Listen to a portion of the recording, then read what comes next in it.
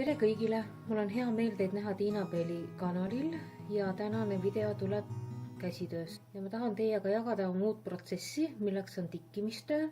Täpsemalt on see minu esimene töö, kus ma kasutan ristpistes tehnikas tikkimist. Ja ma usun, et Eestis on palju selliseid inimesi, kes ristpistes tehnikas tikivad, aga väga paljud ei taha jagada oma kogemusi siin YouTube'is. Et oleks väga tore tegelikult. Kui täpsemalt rääkida sellest komplektist, siis tegemist on sellise kena pildiga, mille nimeks on Morskoi briis ehk siis meretuul ja firmaks on Tšarina Mids. Et nagu te näete, siis siin on helmed, sellepärast osa tööst on helmestikandiga. Ma otsisingi tegelikult sellist tööd, kus oleks kasutuses nii ristpistes tehnikas kui ka helmestikandiga tehnikas pilt koos. Tükk aega otsisin ja samuti otsisin ma sellist pilti, kus on peal meri. No vot sellised helmed on siin komplektis, helesinised, läbipaistvad liivakarva, loomulikult tumepruunid, mustad, valged, pärmutrised. No kõik sellised toonid, mis on seotud meil merega, merevahuga, merelainetega. Ja komplektis on veel niidid. Niidid on firmalt Ankor ja sellised, ma ei ütle, et nad väga läigivad, aga tundub, et nad on, tegemist on kvaliteetsed niitidega loomulikult. Värvitoonid on hästi palju siniseid toone, on hallikaid, rohelisi toone ja loomulikult pruune toone, mis on kaldal. Komplektis on ka kanvaa AIDA 14, suurus on siis 14 ja 2 nõela. Üks nõel on tikkimisnõel ja teine nõel on siis helmestikandi jaoks. Kanva on umbes nii suur, selline tärgeldatud. Siin on skeem. Skeem on värviline, mis mulle, ma ütlen kohe ausalt, ei meeldi. Skeem on sellisel läikival paberil, mis teeb selle lugemise veel keerulisemaks. Ja siis on siin kirjutatud seda, et see töö tuleb tähelepanu pöörata sellele, et tööl osad ristid on ühekordse niidiga, aga osad on kahekordse niidiga. Ja seda tuleb siis töös jälgida. Siin on võti ja võtmes on siin niidid kui helmeste need sümbolid, kuidas nad seal töö peal on. Ja selline pilt peaks siis välja tulema. Ma ei oska öelda, kas siin on tegemist fotoga valmis tööst või on tegemist tõesti, nii nagu nad programmidega teevad neid fotosid. Ma ei oska öelda. Kohati tundub nii, kohati naa. Sellist pilti otsisin ma päris kaua, sellepärast, et ma tahtsin merepilti, et tikkida seda oma emale kingituseks. Selle väga meri meeldib ja loomulikult selline meri, nagu meil siin on. Et enamus pilte, mis ma leidsin, kas olid seal sellised ilmselged lõunamaised mered või siis pildid, kus on majakad või purjekad. Aga ma tahtsin just, et oleks nagu, vaatad peale, et ongi Soome laht. Et ainukene asi, mis mulle hetkel ei sobi, on see, et seal taamal taustal on mäed. Aga ma juba selle pildi ostmisel teadsin, et ma teen seal mõned värvimuudatused, et oleks selline mulje, et seal taga on mets. Ja need kivid ja selline õhtune hämarus, need lained minu meelest, need meenutavad küll täiesti meie oma kodust merd. Kõige esimene töö, millega ma muidugi alustasin, on see, et võtsin õmblusmasina, et need ääred üle käia, sest ma tean, et kanvaa AIDA on selline, mis hakkab kergesti hargnema. Sellepärast ma võtsin tavaliselt siksaki, mul on overlock olemas, aga overlocki ninditamine on suht selline keeruline töö, ma arvan, siksak ajab asja ära. Edasi võtsin ma kätte, triiksin selle kanvaa ära, kuigi ma pean ütlema, et ma ei ole kindel, et see nagu mõttekas tegevus on. Esiteks sellepärast, et ma ei saanud teda sirgeks. Ja teine on see, et ma tõmban ta niikuinii raami peale ja hiljem tuleb ta peale tikkimise lõpetamist ära pesta. Ma isegi usun, et murdejooned ei jää näha, aga ma tundsin, et ma pean ikkagi igaks juhuks seda tegema. Siis läksin ma poodi, ostsin endale jõhvi, täitsa kalatarvete poest. Ja jõhvi paksus on 0,18 ja ma otsisin kindlasti musta, sellepärast, et ma kavatsen sellega ära märkida oma kanvaa. Ja valge on mul olemas, aga valge siia muidugi valge peale ei sobi. Et see käib küll. Ja vot nii näeb välja minu ära märgitud kanvaa. Märkisin ta ära 10 ruudu kaupa, see tähendab, et ühes ruudus on 10x10 100 väikest ristikest. Ja oma kanvaa tõmbasin ma pingule tikkimisraamile. Tikkimisraam on mul pärit Ukrainast ja firma on Arabesk. tegemist on siis laua ja diivani tikkimisraamiga, see tähendab, et ma saan teda nii laua taga kui diivanil kasutada, diivanil istudes. Ta on hästi ergonoomiline, teda on võimalik hästi mitut moodi keerata ja pöörata ja ta on seejuures hästi stabiilne. Et super hea raam. Ja mina teen ka seda, et ma teen sellise külje pealt eraldi pingutuse. Mulle meeldib, kui see tikandi alus on hästi tugevalt pingule tõmmatud. Selline näeb siis välja minu ettevalmistusprotsess. Järgmine samm, mis ma tegin, see on, et ma läksin ja lasin suurendada oma skeemi. Milles asi on? Asi on selles, et ma tean, et siin ekraanilt ta paistab nagu täiesti selge ja kõik on tore. Tegelikult reaalselt on ta väga väike ja väga kirju. See skeemi osa oli kuskil A4 suurune. Ja ma paljundasin ta A3 suuruseks. Ja ma ütlen, et ka see on veel väike. Ja ainukene probleem, mis sellega tekkis see, et printer on natukene tumedam. Et see skeem on veel kehvemini loetav, kui ta on alguses. Aga seda algusskeemi ma igaks juhul kasutada ei taha. Ta on tõesti väike, et ega ma ei näe ka kasutada teda.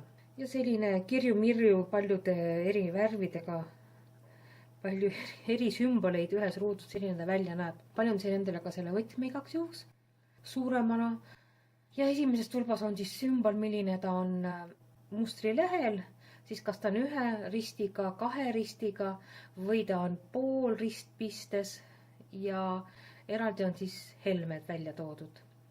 Ja mulineesid hoian ma praegu sellises kotikeses, mis on hästi mugav ja samuti on mul siin sees helmed, et kui ma protsessi vahepeal kokku korjan, siis nad on ühes kindlas kohas kõik.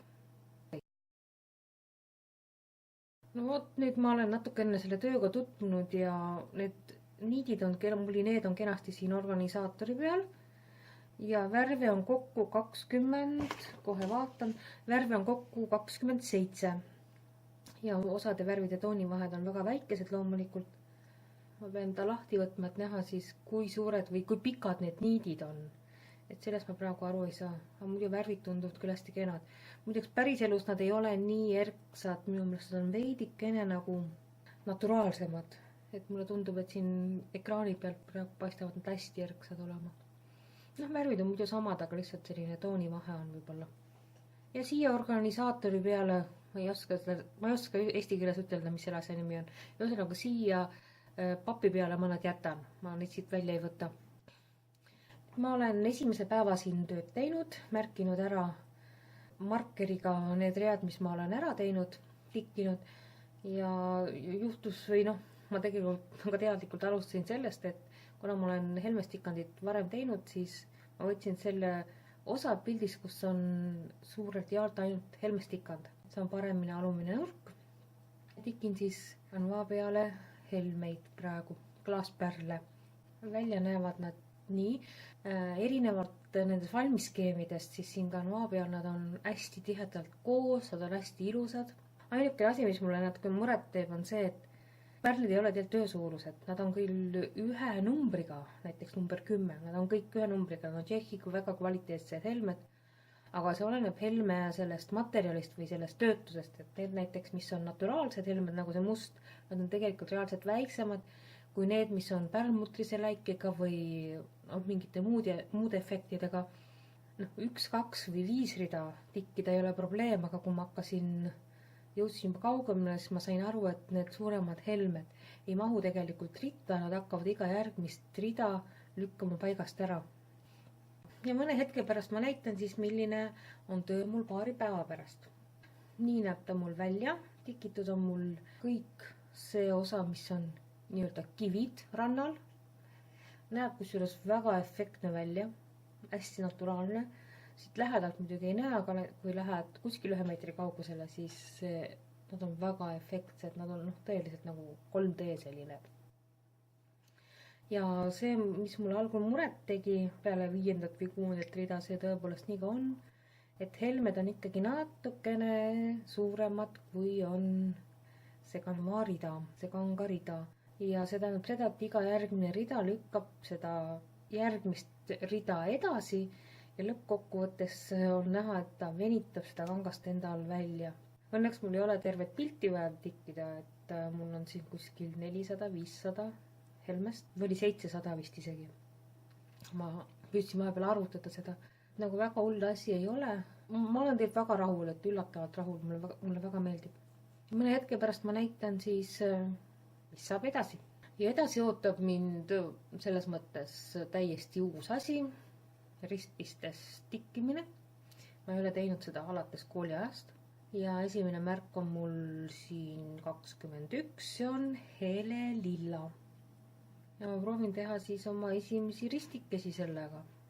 Esimesed ristid on tikitud, midagi väga hullu ei olnud. Ma olen täiesti rahul sellega, kuidas nad välja kukkusid ja egas midagi.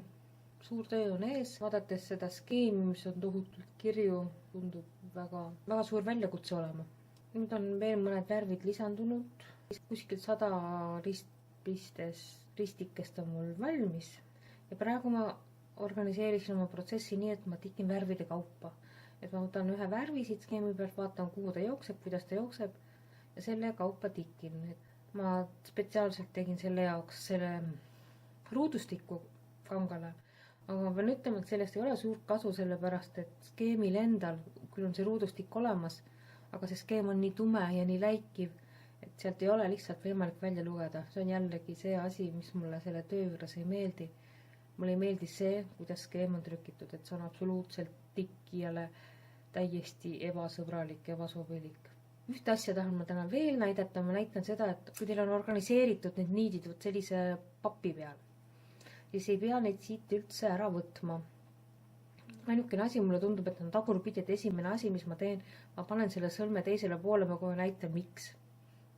Selle sõlme teisele poole panemiseks ma kõigepealt tõmban siit lahti.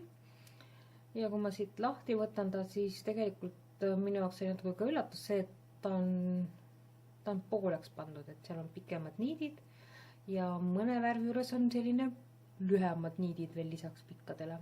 Ma ei ole mõõtnud ära, kas ta on umbes 90 centimeetrit äkki. Panen ta siia tagasi õige värvi peale, õige numbri peale, et ma üles leiaksin ja ma teen selle sõlme poole ettepoole. Selle jaoks, et ma võtan kohe siit ükshaaval niite välja, et ma ei peaks seda edasi-tagasi keerama. Ja niite on välja võtta siit võimalik selleks, et me teame, et me tikime ühe niidi kaupa ja selleks on vaja võtta lihtsalt lasta natuke sõlm lõdvemaks, valida välja sealt üks see peenikene niidikene, kindlasti üks nõelaga võtta ta välja, hoida ülejäänud seda niiti käe vahel ja lihtsalt tõmmates tuleb ta sealt ilusti välja ja kui ta on sealt välja võetud, siis lihtsalt ma kätega, sõrmedega silun selle sirgeks ja mul ei ole vaja võtta iga kord seda sõlme lahti arutada või kuskile. Ma tean, osad nagu võtavad need niidid sealt pealt ära ja siis kerivad kuskile mingisugustele alustele. Milleks läheb toredalt mitu päeva, eks ole. Ma lihtsalt ei näe sellel tööl mõtet, sellepärast, et ta on siin olemas, ta on organiseeritud ja ühe niidi kaupa, nii nagu mul on vaja tikkida, täpselt niimoodi ma saan ta kätte. Et ma proovisin 2 niidiga võtta, aga siis ta läheb juba puntrasse ja lootusetult sõlme, et see nagu ei tööta, aga sellisel kujul on ta küll super lihtne. Et kui keegi seda nippi ei teadnud, siis on täitsa kasulik seda järgi proovida. Ja niiditamiseks on mul tegelikult olemas abivahend. Mul on firmalt Prim, mis ta on siis nõelasulane. Sellega minul õnnestub väga lihtsalt niit nõela taha saada. Selline video sai mul siis töö algusest. Ma teen seda paar nädalat edasi ja siis ma näitan teile, kuidas ma oma protsessi võib-olla olen ümber organiseerinud ja kuidas mul see töö edaspidi läheb. Jääge ootele, ootan teid tagasi ja aitäh vaatamast!